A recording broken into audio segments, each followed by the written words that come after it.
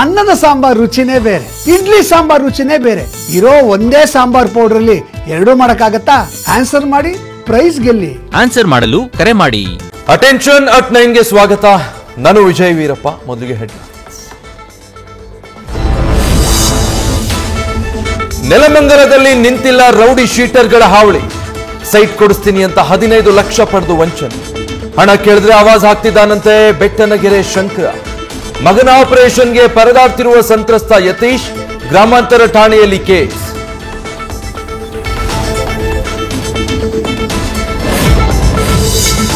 ಹಣ ಪಡೆದು ಗೋಲ್ಡ್ ಸುರೇಶ್ ವಂಚಿಸಿರುವ ಆರೋಪ. ಎಲ್ಲವನ್ನೂ ವಾಪಸ್ ಕೊಟ್ಟಿದ್ದೀನಿ ಅಂತಿರುವ ಗೋಲ್ಡ್ ಸುರೇಶ್, ಅದೆಲ್ಲ ಸುಳ್ಳು. 7.5 ಲಕ್ಷದಲ್ಲಿ 5 ಲಕ್ಷ ಇನ್ನೂ ಬಾಕಿ ಇದೆ.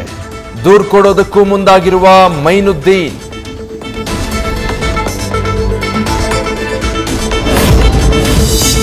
ಕೋರ್ಟ್ ಮೆಟ್ಟಿಲೇರಿರುವ ಮಂಡ್ಯದ ತಮಿಳು ಕಾಲೋನಿಯ 576 ಮನೆಗಳ ಕೇಸ್. ಖಾಲಿ ಇದ್ದ ಮನೆಗಳಿಗೆ ಮುಸ್ಲಿಂ ಸಮುದಾಯದವರ ಅತಿಕ್ರಮ ಪ್ರವೇಶ. ಬೀಗ ಒಡೆದು ನುಗ್ಗಿರುವ ಕುಟುಂಬಗಳು.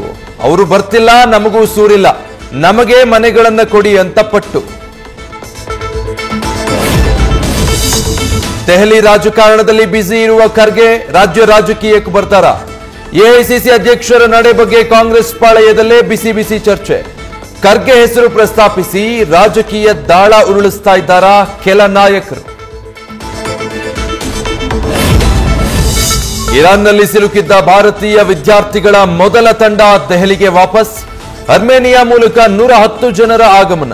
ಇಸ್ರೇಲ್ನಲ್ಲಿ ಸಿಲುಕಿದ್ದ ಬಿ ಪ್ಯಾಕ್ನ 18 ಸದಸ್ಯರು ಕೂಡ ಇವತ್ತು ಬೆಂಗಳೂರಿಗೆ. ನ್ಯೂಸ್ ಫಸ್ಟ್, ನಿರ್ಭೀತಿಯಿಂದ ನಿಮ್ಮ ಪರವಾಗಿ.